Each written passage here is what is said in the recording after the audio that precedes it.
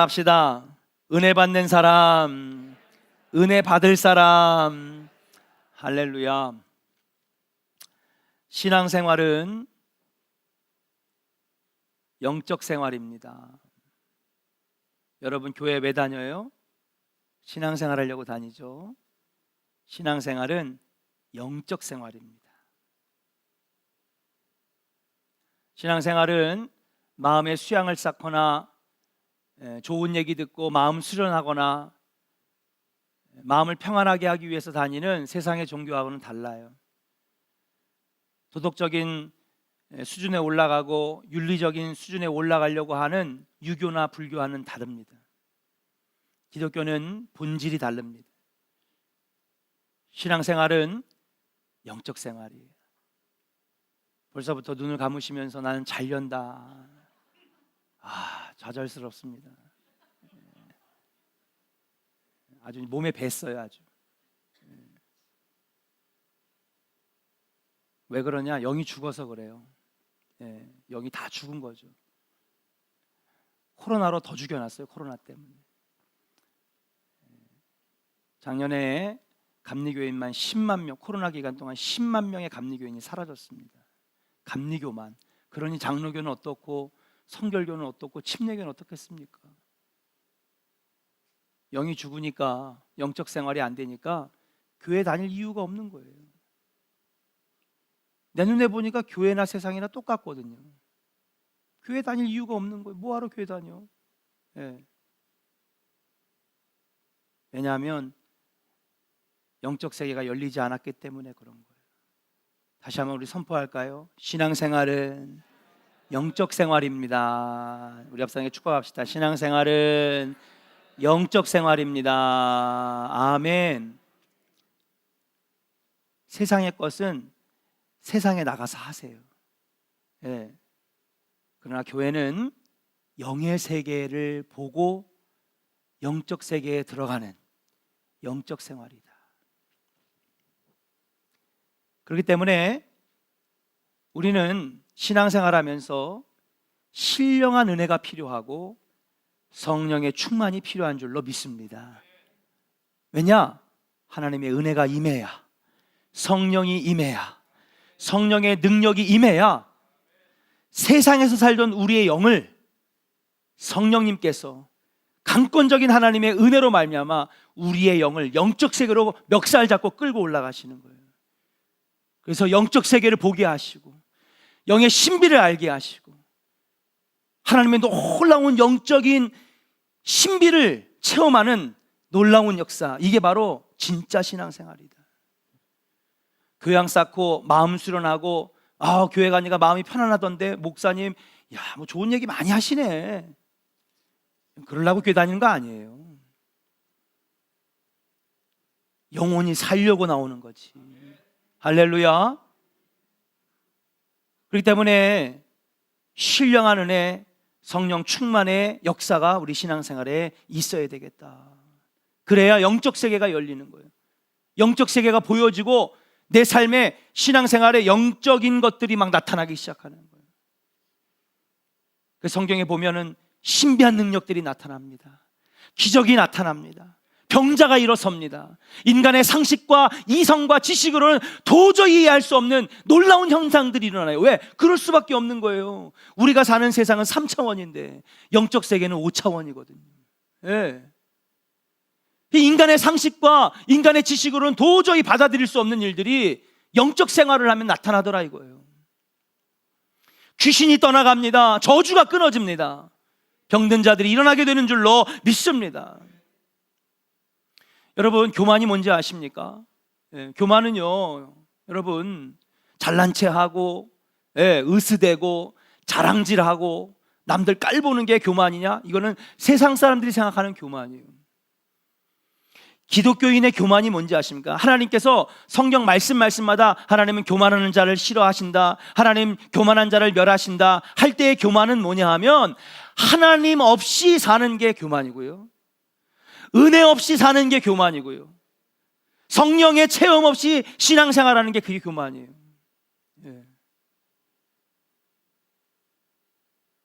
사랑하는 여러분, 우리 주님 앞에서 교만한 영 되지 않기를 주의 이름으로 간절히 축원합니다. 예. 직분 가지고 가는 거 아니, 하나님 나라. 믿음으로 가고 은혜로 가는 것인 줄로 믿습니다. 은혜 없이, 성령 체험 없이, 하나님의 강권적인 인도하심 없이 신앙생활하면 넘어지고 쓰러지고 실패할 수밖에 없다라고 하는 사실이에요. 그렇기 때문에 우리 신앙생활은 따라합시다. 하나님의 은혜가 필요합니다. 성령이 필요합니다. 예. 성령은 보혜사, 도우시는 영이라고 그랬거든요. 우리 신앙생활을 신앙생활 되게 하는 게 성령님이고, 우리 신앙생활이 어렵고 낙심하고 실패하고 상처받고 삐지고 마음에 낙심될 때에 성령이 옆에서 보혜사 도와주셔서 여러분들의 신앙생활을 다시 영적 세계로 끌고 올라가 주시는 게 바로 성령의 역사인 줄로 믿습니다. 근데 이거는 아무나 받는 거냐? 그건 아니라는 거죠. 저는 내일부터 시작되는 신년 축복 성회를 위해서 지난 한 주간 동안 정말 열심히 새벽 기도를 인도했어요. 주일 설교, 저녁 설교보다 몇 배는 힘든 것 같아요. 왜? 준비시키기 위해서. 저는 알거든요. 우리 조원교회 성도들이 영적으로 준비가 되면 될수록 뭐야? 부흥회 때 받을 은혜가 훨씬 더 클 테니까. 여행도 그렇잖아요. 아는 만큼 보인다. 이게 유명한 여행의 명언이거든요. 아는 것만큼 보이는 거예요. 이게 알지 못하잖아요. 그러면 한참 볼 때 다 자고 있고요. 저녁에 술 마실 때나 그냥 막 노래하고 춤추다가, 여행 가서 뭐 보고 왔냐 그러면 술 먹고 춤추다가 온 것밖에 기억이 안 나. 근데 알잖아요. 그럼 보이는 거예요.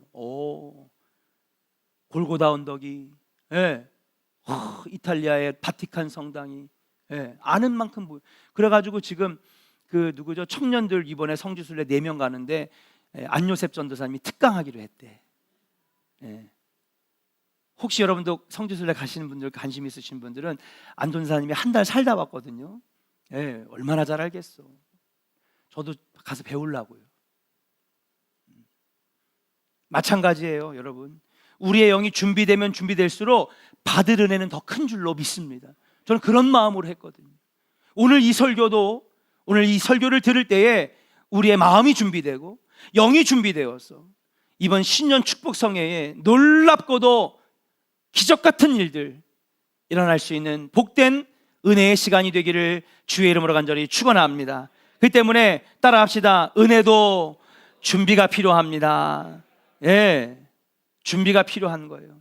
준비를 한 만큼 여러분 많이 받게 된다. 그랬더니 목사님 저 소주잔 정도만 준비했어요. 그거밖에 못 담고 오는 거예요.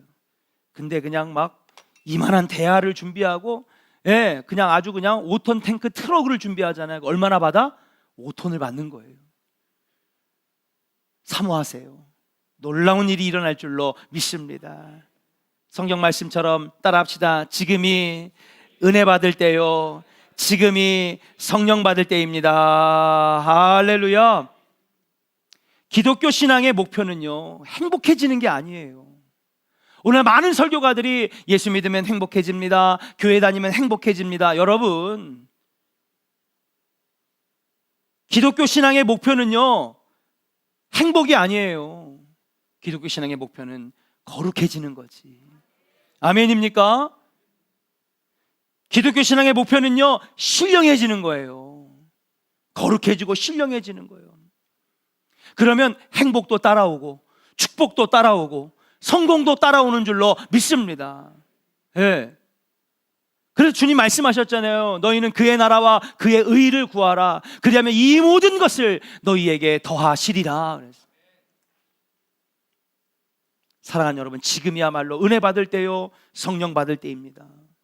사모하는 마음으로 이번 특별 새벽 기도회 신년 축복성에 나와서 여러분 성령 받고 은혜 받고 2023년 새 출발하시는 우리 복된 조언의 성도들 되기를 주의 이름으로 간절히 축원합니다. 자, 그렇다면 어떤 사람이 은혜를 받습니까? 첫 번째로 따라합시다. 긍휼히 여기는 마음을 가진 사람이 은혜를 받습니다.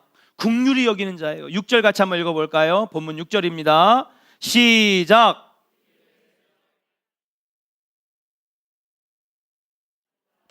아멘.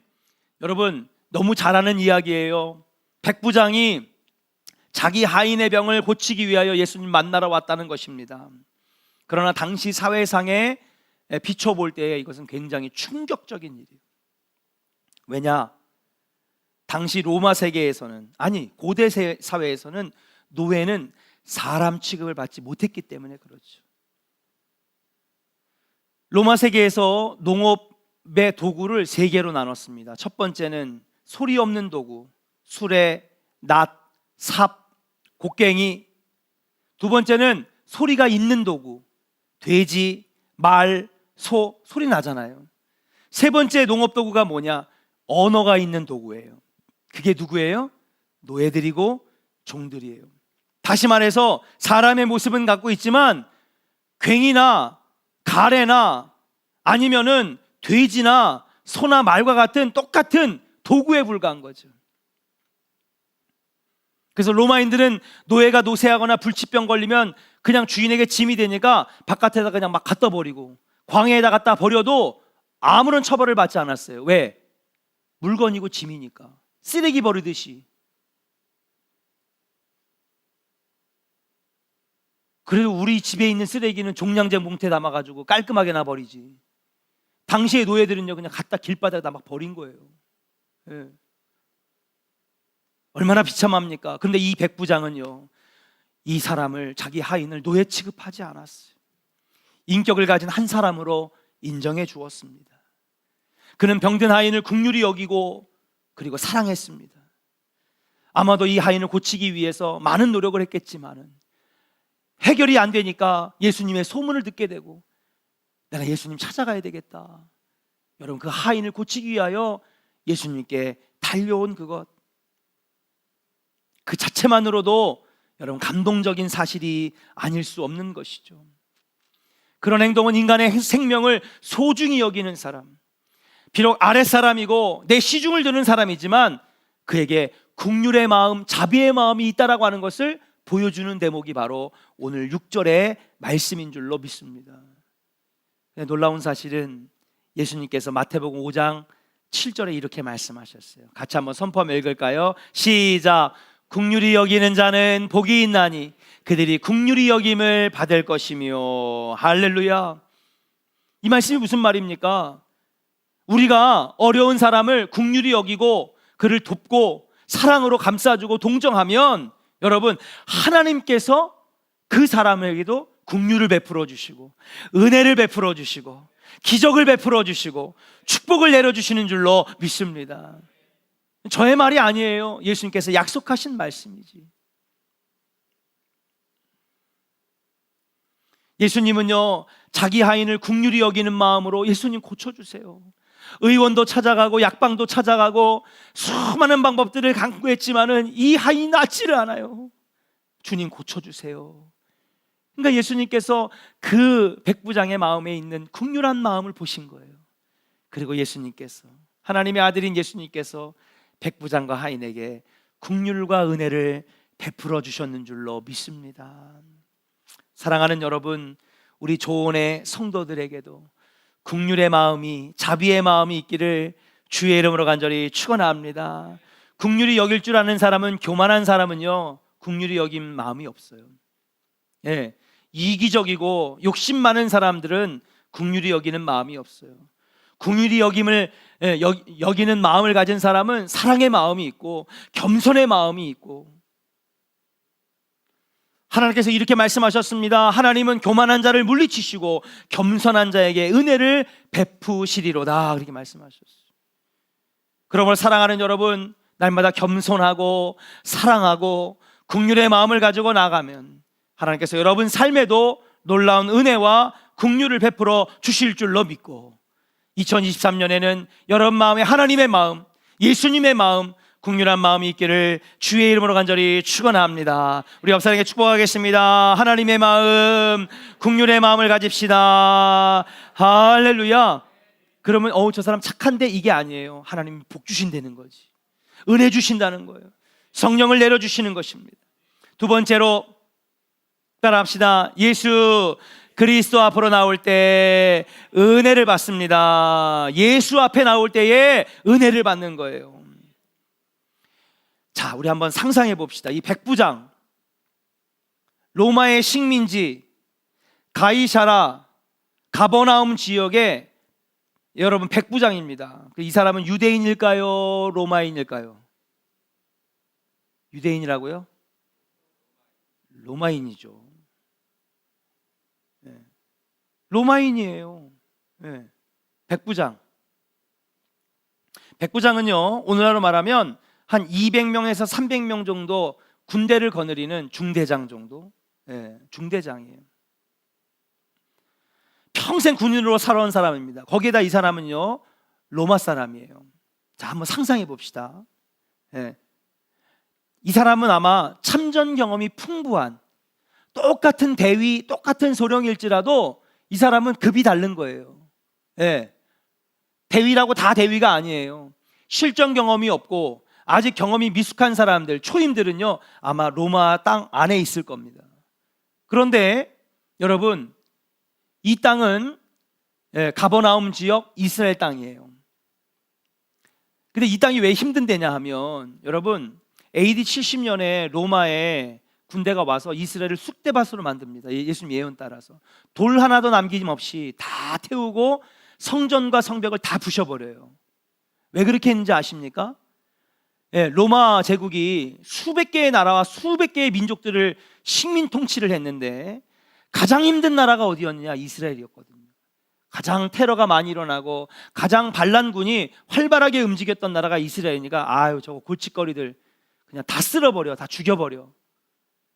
골칫거리니까 AD 70년에 마사다 전투를 끝으로, 이번에 성주순례 가면 다 보겠죠. 뭐 마사다 전투도 보고 고개도 보고, 네. 지구상에서 다 쓸어버린 겁니다. 거기서 간신히 살아남은 자들이 어떻게 했냐? 여러분, 다 전 세계 각지로 흩어져서 몇 년을 살아요? 2000년 동안 흩어져서 살아요. 네. 그러니까 여기가 제일 통치하기가 힘든 곳에 여러분, 초짜를 보냈을까요? 베테랑을 보냈을까요? 당연히 베테랑을 보내죠. 똑같은 백부장이라도요, 부하를 다스릴 통솔력이 있고 경험이 풍부하고 악정권 속에서도 견뎌낼 수 있는 능력을 갖춘 사람, 아마 그런 사람이었을 것입니다. 그래서 이 백부장은요, 로마 군대에서도 상당한 지위와 권력을 가진 사람, 힘을 가진 사람이었을 것입니다. 뿐만 아니에요, 얼마든지 지금 내가 통치하는 이 유대인들을 깔보고 무시했을 수도 있어요. 우리 일제시대 때 일본 장교들 한번 생각해 봅시다. 얼마나 우리를 핍박했습니까? 예. 마음에 안 든다고 그냥 찢어 죽이고 총 쏴 죽이고 굶어 죽이고 온갖 고문을 당하면서 우리 조선 사람들을 얼마나 핍박했습니까? 주둔군의 장교는요, 그렇게 해도요, 아무런 처벌을 받지 않아요. 그랬던 시대에 이 백부장은 놀라운 거예요. 그는 유대인을 깔보기는커녕 하나님의 백성인 그들을 존중해서 뭐를 지어주냐? 오늘 본문에 나오진 않지만 유대인의 회당을 지어줘요. 네. 그리고 이 백부장은요, 사도행전에 나와서 자기뿐만 아니라 온 가족과 자녀와 하인까지 세례받고 구원시키고요. 네. 오늘 본문에 나오진 않지만 그는요, 다시 상당한 지위와 진급을 해가지고 어디로 들어가냐? 로마로 입성해서 상당한 높은 위치에 올라간 다음에 여러분 무슨 일을 하는지 아십니까? 로마 교회를 개척하고 설립하는 주인공이 됩니다. 이게 바로 오늘 말씀에 예수님을 만난 백부장이에요. 그는 식민지 가난한 목수였던 예수님 만나러 왔습니다. 그런데 어떻게 합니까? 여러분, 6절에 보니까 예수님 뭐라고 불러요? 이르되 주여.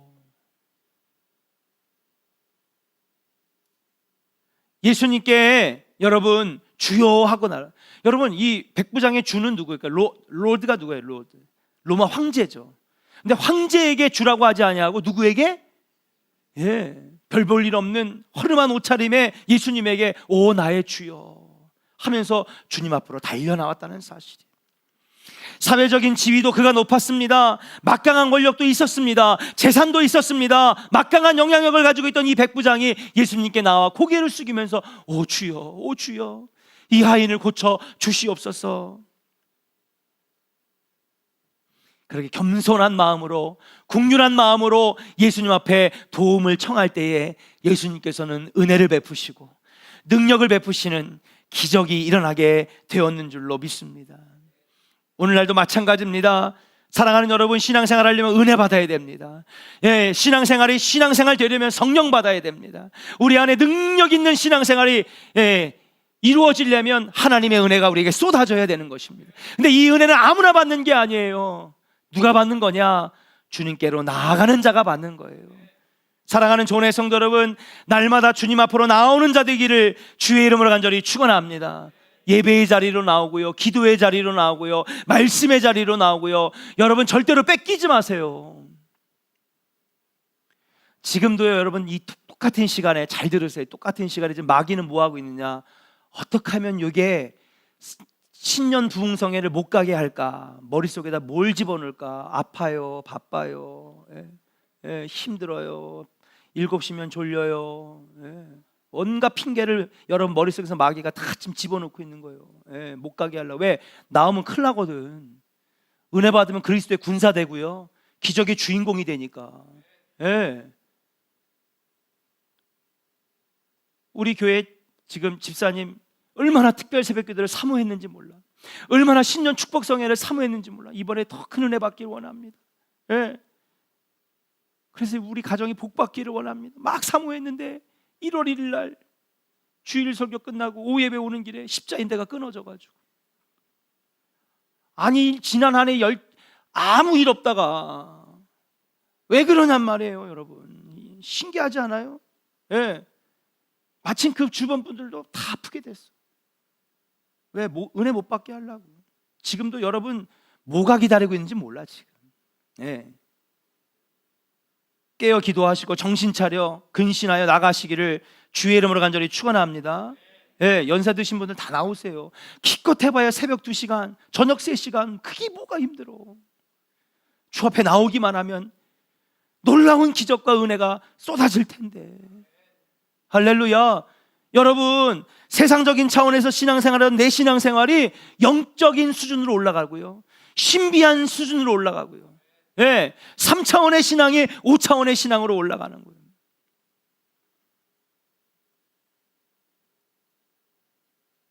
하나님께서는요, 성경 말씀에 보니까 자꾸 나오래요. 이사야서 55장 1절 한번 읽어보겠습니다. 선포하면 읽을까요? 시작.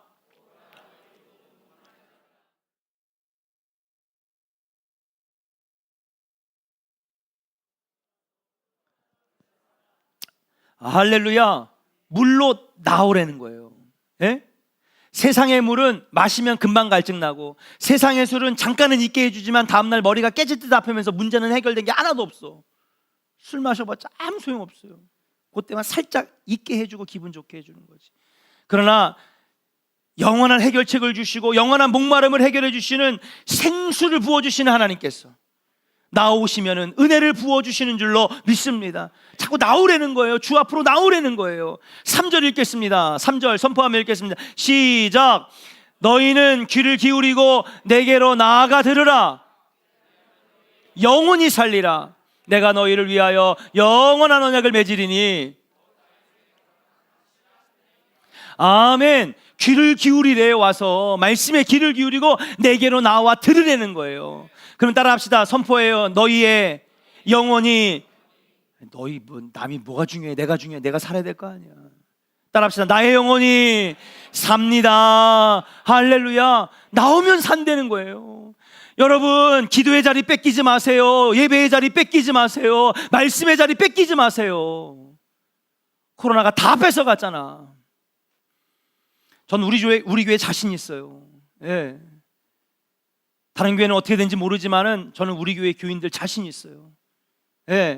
어디다 내놔도 손색이 없는 교인이라고 저는 믿어요. 훈련해 놓은 게 달라. 코로나 때도 40일 특별 새벽기도회 한 번도 놓친 적이 없었고, 작년에만 특별 새벽기도 4번 했어요. 예배도 거의 다 회복됐어요. 거의 코로나 이전에 모이던 수준에 거의 다 달았어요. 속회 모임, 여러분, 속회 모임 코로나 이전에는요, 우리가 선교회까지 합치면 55개가 넘는데 10속도 못 드렸는데 지금 다 드려요. 거의 다. 우리 교회 성도들, 저는 경쟁력 있다고 생각합니다. 사랑하는 여러분, 뺏기지 마세요. 은혜의 자리 뺏기지 말고 기도의 자리 뺏기지 마세요. 거기가 축복의 자리요, 기적의 자리요, 능력의 자리인 줄로 믿고 주 앞에 나오셔서 여러분의 영혼이 살고 가정이 사는 귀한 역사가 있기를 주의 이름으로 간절히 축원합니다. 6절입니다. 같이 한번 읽어볼까요? 선포합니다. 시작. 너희는 여호와를 만날 만한 때에 찾으라. 가까이 계실 때에 그를 부르라. 아멘. 7절에 보니까 여호와께로 돌아오라. 그리하면 그가 긍휼히 여기시리라. 우리 하나님께 나와라. 그가 널리 용서하시리라. 나오라는 거예요. 지금이 은혜 받을 때요, 지금이 성령 받을 때요. 예.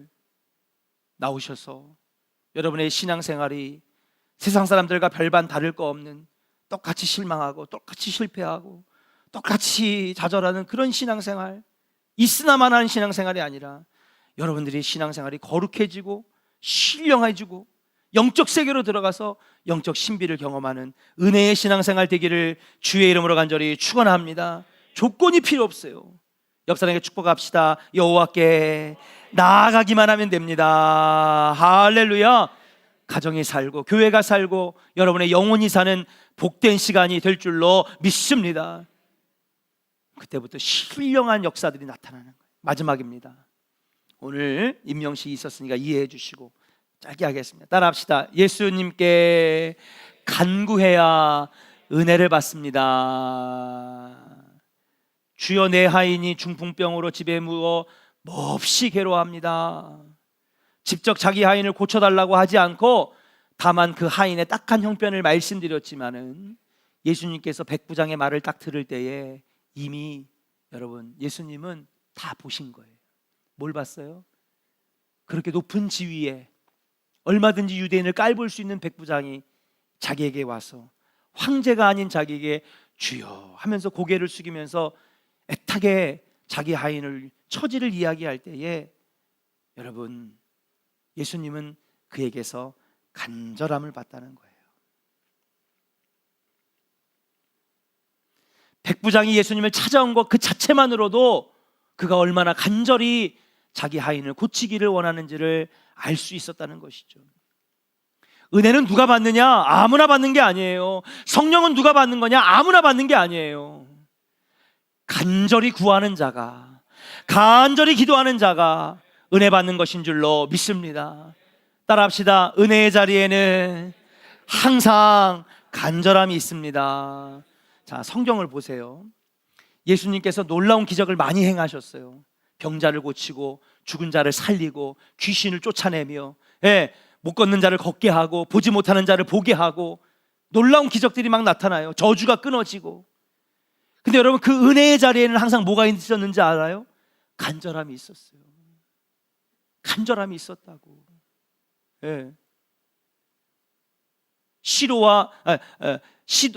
두로와 시돈 지방에 갔는데 가나안 여인이 예수님의 옷자락을 막 붙잡고 막 간절하게 막 외치는 거예요. 주여, 내 딸이 귀신에 들렸는데 불에도 뛰어들어가고 큰 자기 몸을 막 상해하고 내 딸 좀 살려주세요. 내 딸 좀 살려주세요. 그런데 여러분 예수님의 반응이 너무 놀라웠어요. 다른 유대인들 병자들은 잘만 고쳐줬는데 이 가나안 여인이 왔을 때는요 발을 싹 빼면서 이게 뭐 하는 거예요 지금? 나는 주인의 집에 초대된 사람들만 고쳐주지. 주인의 집에 초대된 사람이 누구예요? 선민, 선택받은 유대인들 얘기하는 거예요. 나는 이방인들에게는 은혜를 베풀지 않아. 예수님 사랑이 없어서? 짓궂어서? 아니죠. 그녀의 간절함을 보고 싶었던 거예요. 그러니까 이 여인이 다시 한번 옷자락을 붙잡고 간절히 예수님께 얘기하는데 여러분 다 아는 구절이에요. 주여. 이 개들도 주인의 상에서 떨어지는 부스러기를 먹습니다. 주인이 상을 차리고 집에 초대했지만 잔치를 벌였지만 꼭 초대 명단, 인비테이션 카드만 받은 사람만 은혜 받는 게 아니라 이 음식을 먹는 게 아니라 저 밖에서 짖는 개들도 주인의 상에서 떨어지는 부스러기도 먹는데 주여 부스러기 은혜라도 나에게 주세요. 예수님 감동하셨어요. 내가 이만한 믿음을 본 적이 없다. 여자여 내 믿음이 너를 구원하였느니라 선포하자마자 그 즉시 이 딸에게서 귀신이 떠나가고 기적적으로 낫는 역사가 일어나게 되는 줄로 믿습니다. 여러분, 똑같이 예배드려도요, 간절히 예배드리는 자가 은혜 받고요, 기도에 와도요, 간절히 기도하는 자가 은혜 받고요, 응답받는 줄로 믿습니다. 항상 은혜의 자리에는요, 간절함이 있는 거예요.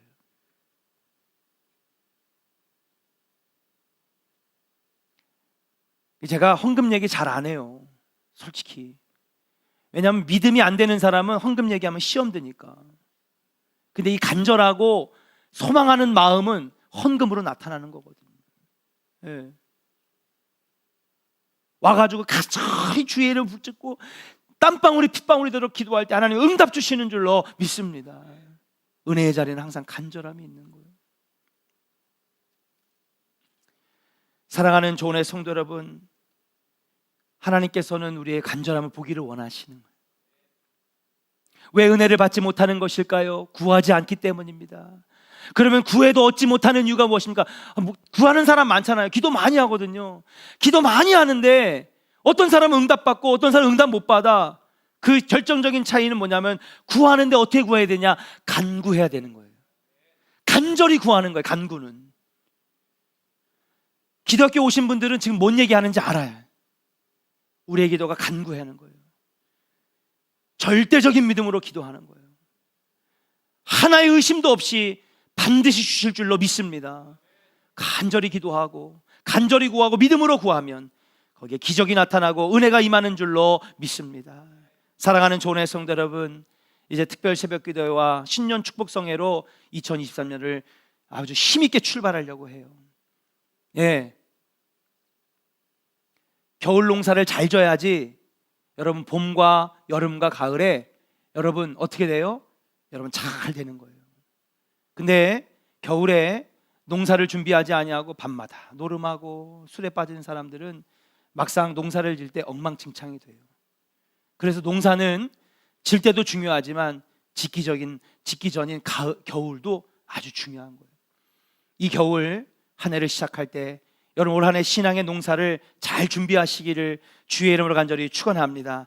보세요. 이번에 어떻게 하느냐, 이번에 어떻게 은혜 받느냐, 어떤 성령을 받느냐에 따라서 여러분 11월에 기쁨으로 단을 거두고 돌아오는 역사가 일어나게 될 줄로 믿습니다. 목사님, 기적이 일어났어요.